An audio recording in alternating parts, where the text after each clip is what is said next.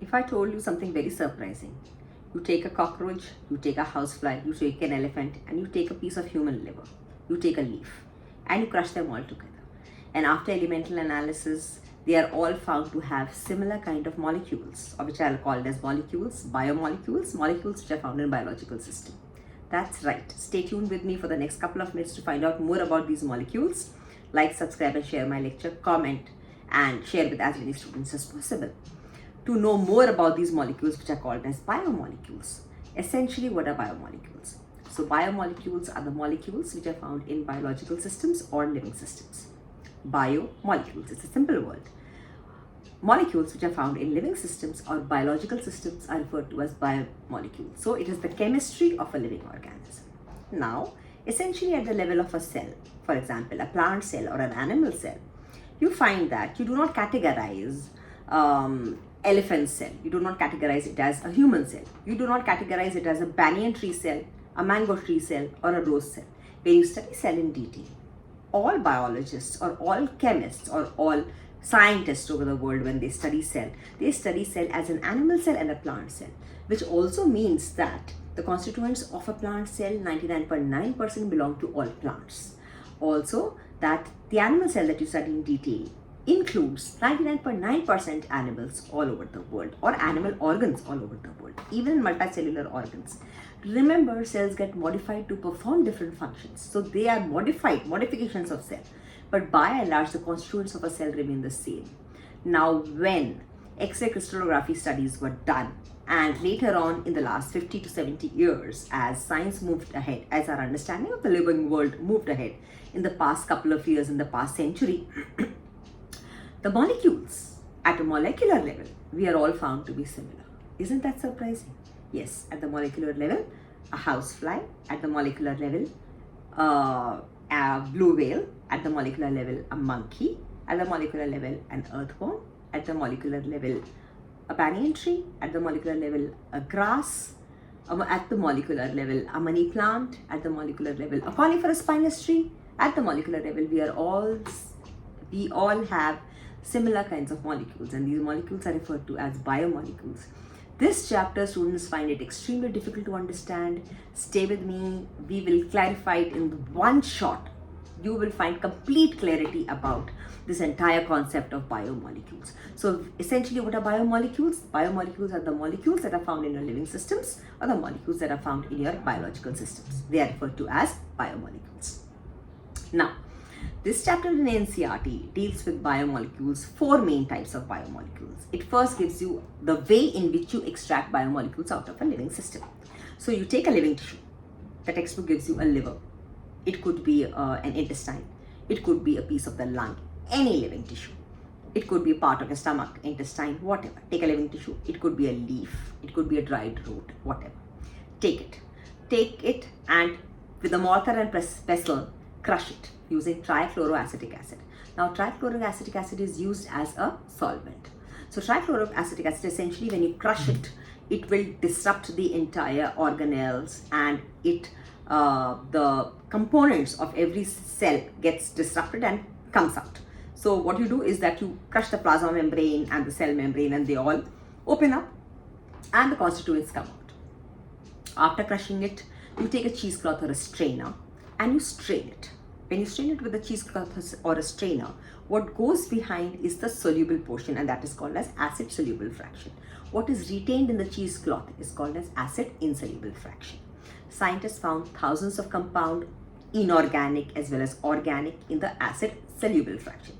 That is one that went down as a filtrate. Whereas that which was retained in the cheesecloth or the strainer is called as retentate. And retentate, what is retained behind the cheesecloth, mainly consists of bio and macromolecules. So when you divide the biomolecules into 2 categories, micromolecules and macromolecules, the category which consists of about up to 1000 Dalton of weight are referred to as biomicromolecules. Obviously, they are the ones that go down in the filtrate. Whereas those that are less than 1000 Daltons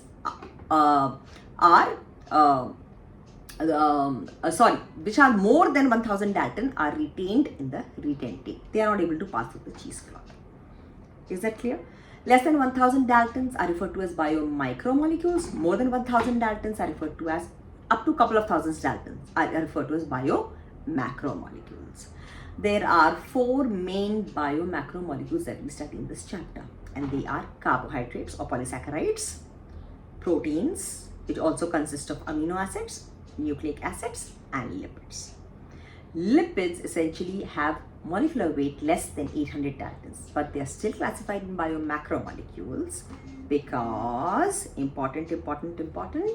because when you crush, lipids are usually found in the form of with some other constituents. For example, they are attached with phosphate and they are found as phospholipids. The cell membrane is lipoproteinaceous in nature. The plasma membrane is lipoprotein. So it is lipid plus protein. So they are found as constituents with proteins. So what happens is when you crush the lipids form little circles of vesicles. And which is why even though they are low in molecular weight, they still do not pass through the cheesecloth. They are retained in the retentate. This is an important question. It comes as a 1 marker or 2 marker question as well.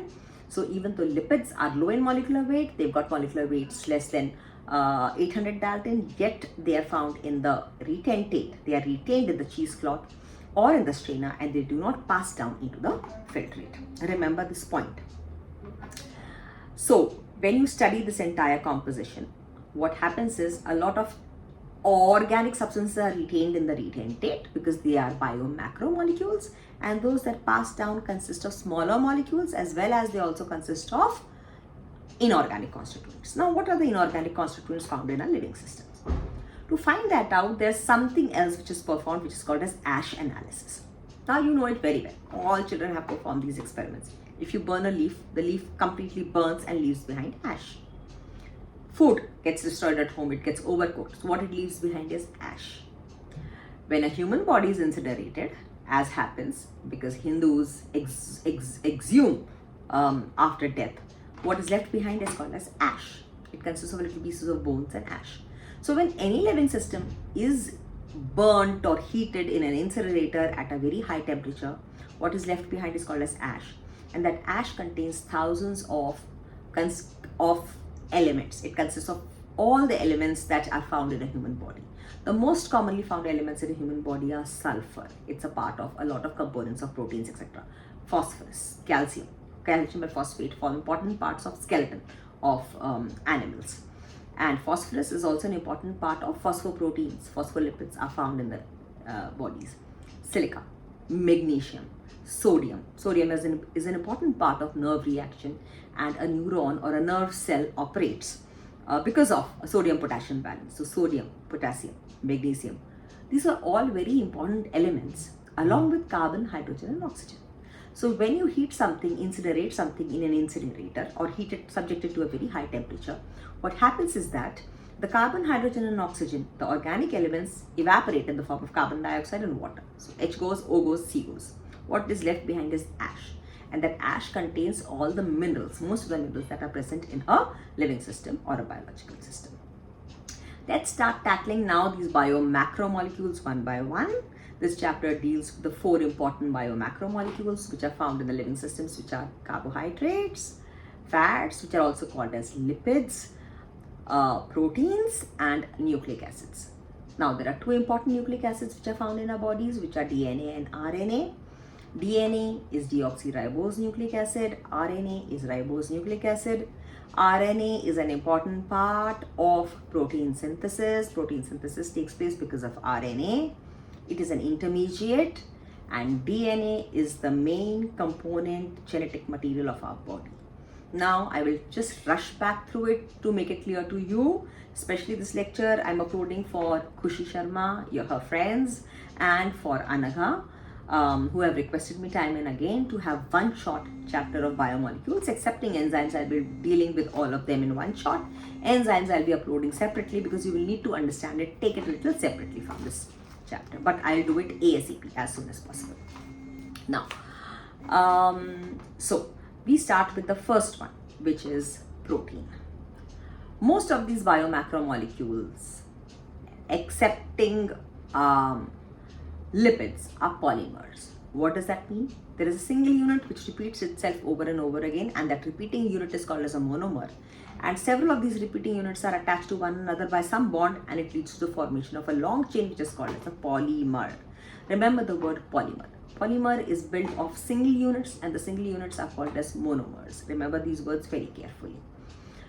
Okay, so a protein is a long chain, or a protein is a polymer of amino acids. Remember this word. Protein is a polymer of amino acid. Remember, amino acid is a different word, nucleic acid is a different word. Nucleic acid is found within the nucleus. And amino acid, it's simple English. Don't get confused with anything else. What is the meaning of the word amino acid? Obviously, amino acid means that it is a chemical, or it is a compound. An amino acid is a compound. Okay. It is a chemical which has amino group. Amino group is the NH2 group, also called as the amide group at one end, and COOH group at the other end. This is an amino acid. Now, the characteristic feature of an amino acid is that it has got both the functional groups. Chemistry students, you understand the meaning of functional group. This is the amino group, and this is the carboxylic acid group. So, an amino acid has characters of both the acidic group as well as the amino group. It exists in a way that the NH2 can take one H from here, and it can exist as COO minus, which is a carboxylate, and NH3 plus ion. Alternatively, the NH2 can also give up its proton and can exist as NH plus and COOH. This concept is called as a Zwitter-ion concept. It can exist as NH plus COO minus ion, and it can also interchangeably exist as COO minus NH3 plus. This concept of a amino acid where it can exist in different ionic forms is referred to as, your NCERT textbook gives the word as Zwitter-ion. Remember this word, it's an important concept because this is a characteristic feature of amino acids. What do you define an amino acid? An amino acid is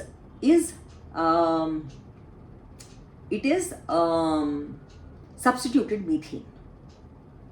The lowest amino acids are substituted methane. What is the structure of methane? CH, H, H and H. So what is methane? Methane is CH4. When you substitute one H with NH2 amino group and the other H you substitute with COOH, it becomes the basic amino acid, which is glycine. NCERT textbook gives the structures of 3 amino acids. If you substitute one with NH2, the other with COOH, the lowest amino acid, which is called as glycine. If in place of H, one of this H becomes CH2, it is alanine. And the third one is CH2OH, which is serine. So the 3 most basic amino acids are glycine, alanine and serine. Remember the structures of all 3 amino acids are substituted methane. I'm attaching the structure of all 3 here for your understanding. Please go through them, write them down at least 4 or 5 times for you to get a clear understanding of what the structure means. Don't read through the structures. Write the structures down in your notebook for you to memorize them properly. That's the only way you can memorize these structures. Okay. Now what happens is when one amino acid comes close to the other amino acid, I'm just drawing it for your advantage. COOH R NH2. This is one amino acid. It comes close to the other amino acid, which is again, you have the COOH group here. R dash could be something else. It could be an alkyl group. It could be a heterocyclic compound. It could be an aryl group, for example, like found in tryptophan, tyrosine, phenylalanine, etc. are aromatic. They've got a cyclic heterocyclic ring in place of R dash and NH2. What happens is when 2 amino acids come close to each other. Now I'm showing you how a polymer or a polypeptide chain or a protein is formed. Remember these words. Pay attention to these words carefully. A polymer of amino acid. I'm just showing to you how a polymer of amino acid is formed when 2 monomers come close to each other. Monomers means amino acid. A monomer of a protein is an amino acid. So when 2 monomers come close to each other, there is a bond which binds the 2 monomers, and then thus like this a long chain is formed. polypeptide is a word which is similar to protein. A protein is a polypeptide, which means it is a polymer of peptide groups. It is a polymer of amino acids. Clear? Just listen carefully to the words that I'm using. Just listen carefully to the interplay of words that I'm using. Polypeptide and proteins are interchangeably used. Proteins or polypeptides are polymers of monomers, and the single monomer unit is called as an amino acid. Memorize these words again and again. Now, when two amino acids come close to each other, hydrolysis takes place, one H and one OH from here. Hydrolysis means removal of water molecule. A water molecule is removed, and what is left behind is the NHCO bond. And this NHCO bond is called as the peptide bond or peptide linkage. It is also called as amide bond or amide linkage. Repeating it again. The two amino acids, when they come close to each other, hydrolysis takes place, water molecule is removed, and what is left behind is the NHCO link, and that NHCO link is referred to as the peptide bond or amide bond, amide link. It links together two amino acids in a protein chain or in a polypeptide. I hope this is clear. Okay. So what is a protein? It is a long chain of amino acids. There are essentially only 20 amino acids which are found in nature, which form part of proteins. All proteins all over the world. Every living system has proteins. Plasma membrane of every living organism, whether it is a bacteria, whether it is a protozoan, whether it is a fungus, whether it is a plantae, whether it is an algae, whether it is gymnosperm, whether it's a little sponge, sea sponge, whether it is a pila, unio, earthworm, annelid, cockroach, housefly, silkworm, elephant, moth, hippopotamus, human beings is made up of the same proteins. So there are 20 amino acids which form the protein, the same 20 amino acids run the entire world. The same 20 amino acids from different combinations form different types of proteins. I hope that part is clear. Okay. Now, go through so I have essentially described to you the meaning of the word protein. Protein is referred to as a heteropolymer. It is not a homopolymer, or a polypeptide chain is a heteropolymer. What does that mean? It means that the same amino acid is not repeated. There are different amino acids which are repeated, which is why millions and so many combinations of proteins and polypeptides are possible. That is because the monomer units which are repeated are not the same. They are different monomeric units. Now, after reading this part of protein, turn the page, go to the structure of protein and read it at one shot so that the entire protein bit becomes clear to you. NCERT textbook has given this chapter in a very scattered way. So once you complete protein on the page 1, turn over the page and go through the entire structure of protein. Structurally, proteins have got a primary structure, which is a single chain, amino acids attached to each other. This chain is folded upon itself to form a secondary structure. The secondary structure is then again folded upon itself to form a tertiary structure, and the tertiary structure forms balls, just like a wool can be wrapped around in different way. Cotton ball wools can be wrapped, and that arrangement of cotton ball wools can be then wrapped again. Children who do crochet would know what this means, or children who do knitting would know how this is done, what is the meaning of a primary structure, secondary structure, and tertiary structure is folded. Now, the characteristic feature of these foldings is that this tertiary and quaternary structure, they've got crevices in between, and it is in those crevices that a molecule can fit in, and this gives a characteristic enzymatic activity to a protein. All enzymes are proteins. I'm relating this concept one to the other. All enzymes are proteins, and the enzymatic nature of a protein is because of its quaternary and tertiary structure, wherein it forms certain crevices, and just like a lock and key, a specific arrangement of a lock can be opened only by a specific key. For example, this lock can be opened by only this key. If I use all 4 keys, this lock can be opened by these 4 keys. Understood? So it's like a lock and key arrangement. You need a specific arrangement of enzyme to fit tightly around the substrate, and that is how an enzymatic activity happens. I will repeat this again. I'm just giving you an overview. Okay. So I hope we've dealt with proteins here, and I hope this part of protein, structure of protein, is a little clear to you. I'm erasing this off because now we move on with lipids, which is another important part. We'll be dealing with lipids, and then I take you through carbohydrates and the nucleic acids. Okay, let's come to lipids. Again, lipids are an important component of so many membranes. They are an important part of so many hormones found within our body. Lipids are interchangeably, the word is used with fats or fatty acids. Okay. The most basic lipids are fatty acids. So fats, fatty acids and lipids are interchangeably used. You will understand, you will get a clarity in the next 3 to 4 minutes what that means. What is a fatty acid? A chemical component which has COH group is referred to as a fatty acid. Okay, so the lowermost fatty acid should be formic acid, HCOOH, or acetic acid, which should be CH3COOH. Acetic acid is the most basic fatty acid. Okay, in simple words.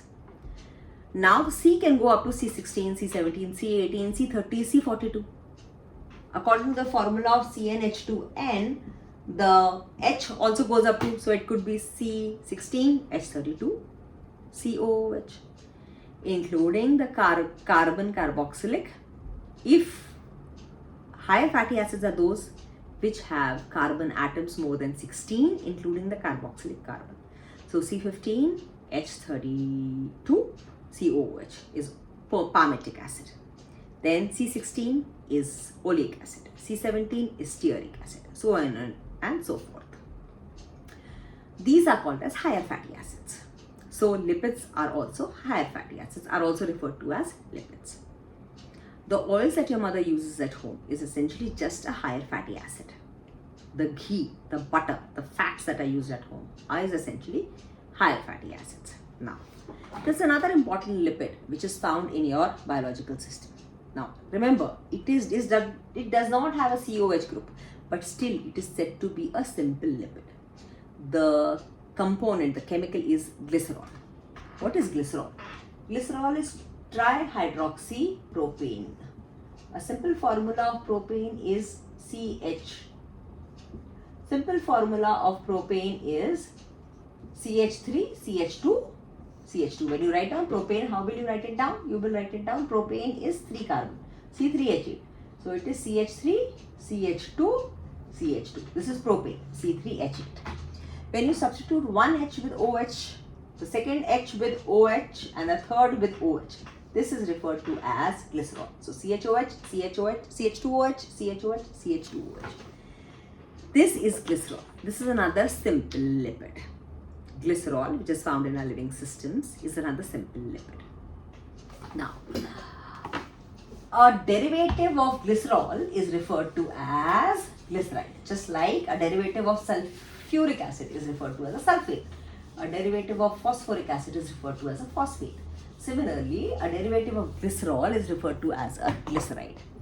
Now, let's take the structure of glycerol: CH2OH, CHOH, and CH2OH. When you esterify, what is an ester? An ester is when an alcohol and an acid come close to each other. Again, hydrolysis, that is removal of water, takes place. What is left behind is COO, double bond, and the remaining alkyl aryl group. For example, if you take CH3COOH and hydrolyze it with ethyl alcohol, CH2OH. Hydrolysis means OH from here and one H from here goes off. What remains behind is CH3, C double bond OO, C2H5. This is referred to as methyl ethyl ester. So what is ester? Ester is this group, C double bond OO. This is referred to as ester. When you esterify this glycerol with a higher fatty acid, remember what are the higher fatty acids? C16, C15, H35. So what is left behind is OH from here goes, COO goes from here. And what is left behind is CH2. What is left behind is CH2O, C double bond O, and the higher fatty acid C16, H35. If one of these is substituted, it is called as a monoglyceride. When both these are substituted, it is called as a diglyceride. And when all three are substituted or esterified with a higher fatty acid, it is referred to as a triglyceride. Just for your clarity, your NCERT textbook gives you this as a phospholipid lecithin. It gives you a triglyceride. R1, R2 and R3 are the different fatty acids they have attached. So CH2O, C double bond O, and some higher fatty acid C17, H35. This one also gets substituted. Hydrolysis takes place. double bond O, R, double dash, and this one also gets esterified. This process is called as esterification. O, double bond O, R, triple dash. These are three different fatty acids. They could be same or they could be different. Now you understood the meaning of the word monoglyceride, diglyceride and triglyceride. So lipids that are found in our bodies can be simple fatty acids. They can be glycerides. Pick up an oil or a butter packet and see what does it say. It will use simple words like MUFA, PUFA, monounsaturated fatty acid, polyunsaturated fatty acid, etc. Try to understand the meaning of these words. What is the meaning of monounsaturated fatty acid? Polyunsaturated fatty acid, a fatty acid that has got unsaturation in its ring. What is the meaning of unsaturation in the ring? What is a saturated fat? A saturated fat is that which has all single bonds. What is saturated alkane? CH4, C2H6. They are saturated alkanes. What is an alkene and alkyne? Alkenes and alkynes are unsaturated. Clear? Alkenes and alkynes are unsaturated. They have double bond or triple bond in their compound. So what is monounsaturated fatty acid? A fatty acid which has got a single unsaturation in its ring.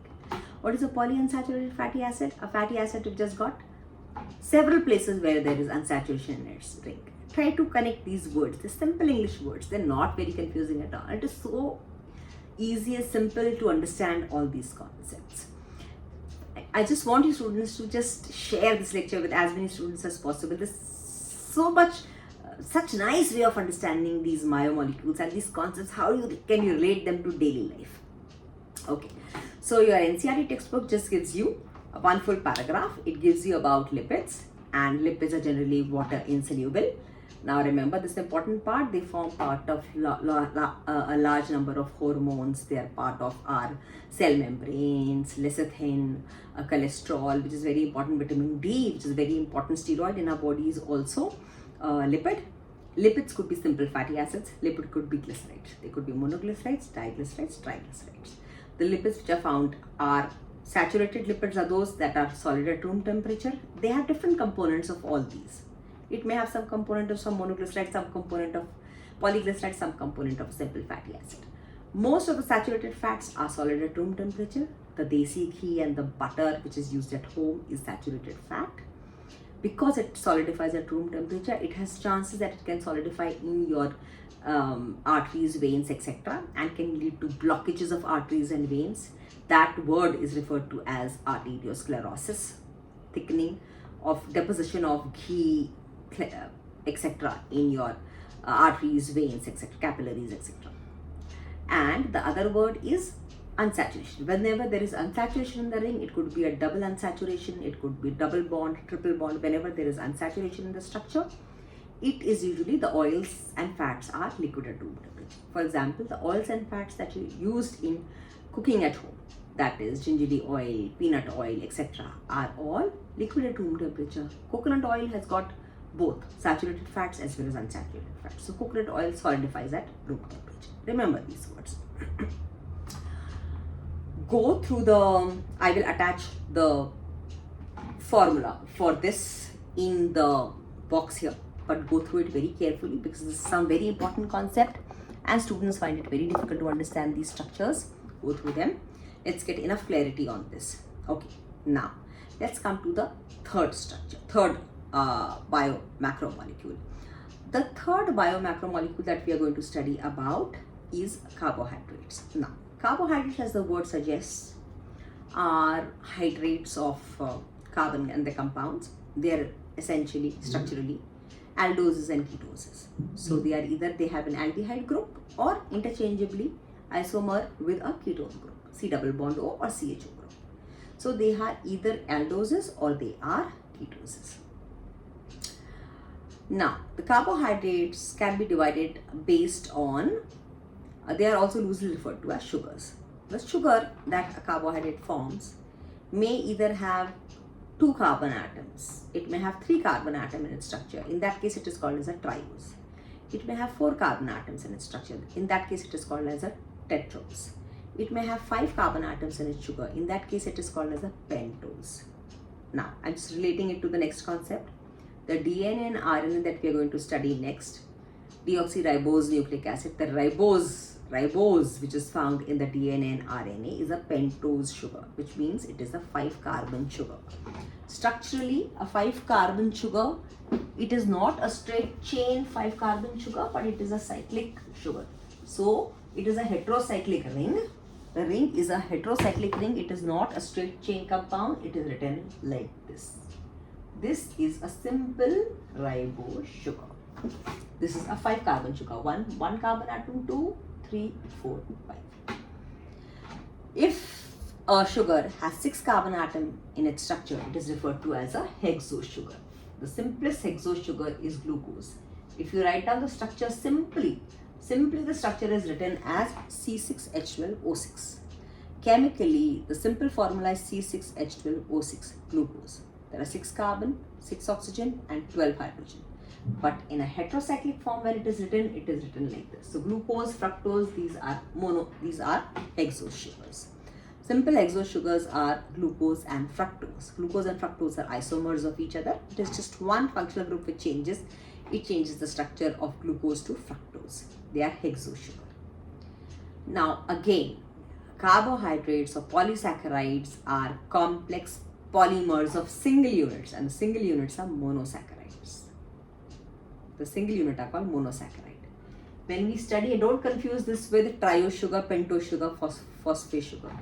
In a polysaccharide, this is a single unit. So glucose or fructose is a single unit, which is called as a monomer. When several glucose molecules attach to each other, it leads to the formation of a polymer. So a monosaccharide means a single unit of this monomer, which is glucose, hexose sugar, C6H12O6. When two glucose come close to each other, it forms sucrose or maltose or lactose. And these are called as disaccharides. 2 units of glucose is called as a disaccharide. Lactose, maltose, sucrose are all 2 disaccharides. They are dimers. If there are several units attached, it is called as a polysaccharide. For example, starch is a common polysaccharide which is found in nature. It is a polymer of glucose. Similarly, cellulose is another polysaccharide. Now, cellulose is also a polysaccharide of glucose. The only difference from glucose is that the attachment point of glucose in starch and cellulose is different. For example, if I ask 10 students to stand close to each other and hold each other like this, the structure will look different. If I ask them to hold their hands like this, the structure looks different. If I ask them to hold their hands like this, the structure looks different. If I ask them to put hands on the shoulders, the structure looks different. That is what is the difference between starch and cellulose. So starch and cellulose are both polymers of glucose. Structurally, they are different from each other because the point of attachment linkages are different. Similarly, inulin is also another polysaccharide which is found in nature, which is found in our human bodies. Glycogen is another polysaccharide. Glycogen is also a polymer of glucose. Again, the chain formation is different, or the way in which they form branchings or helices is different from each other. The branching or helices is different. Now, your textbook also gives some other few important polysaccharides. Chitin is another important polysaccharide that is found in fungus. The fungal cell wall has chitin in it. And chitin is also found in the exoskeleton of cockroach, the rubbery wings of cockroaches, houseflies, etc. consists of chitin, CHITIN. N-glucosamine is another complex polysaccharide which is found in, they are the polysaccharides which have got sulfate, they've got amino group, etc. also in their chains. The NCERT textbook gives you another important thing about polysaccharide, which is reducing sugar and non-reducing sugar. The meaning of that is that a reducing sugar has a free CHO end, a free aldehyde end. That free aldehyde end can react with Fehling solution. It reduces cupricines of Fehling solution to cuprosines and changes the color of Fehling solution. And which is why it is whichever carbohydrate has got a free CHO end or aldehyde end is referred to as a reducing sugar. Starch has got complex helices in which it can bind iodine inside it, and it gives a positive starch iodide test. So whenever anything contains starch, it will give you a blue color with iodine, and that is used as a test for iodine. Cellulose does not give a color with iodine, but starch has got a complex helix in which it can hold molecules of iodine, which is why it can give a bluish color, and this is used as a test for starch iodide. Okay, now in this here, this, please go through this entire table. I want you to write down each and every figure at least 10 times in your notebooks to memorize these. Here is the figure of glucose, which is a 6-carbon compound. This is a ribose sugar, which is a pentose sugar. This is the structure of an amino acid. This is the structure of palmitic acid. This is the structure of phospholipids, sphingolipids. Lipids are typically found as phospholipids or sphingolipids in the system. This is glycerol. This is a triglyceride. Now, here is the simple, this is how it gives you, this is the cholesterol. This is the structure of cholesterol. After dealing with all these, let's come to another important part of biomacromolecules, which is, this is the first time ever I'm recording such a long lecture, and I'm doing this for you. So please share with as many people as possible, Kushi and Anaka. Okay. Another important is nucleic acids.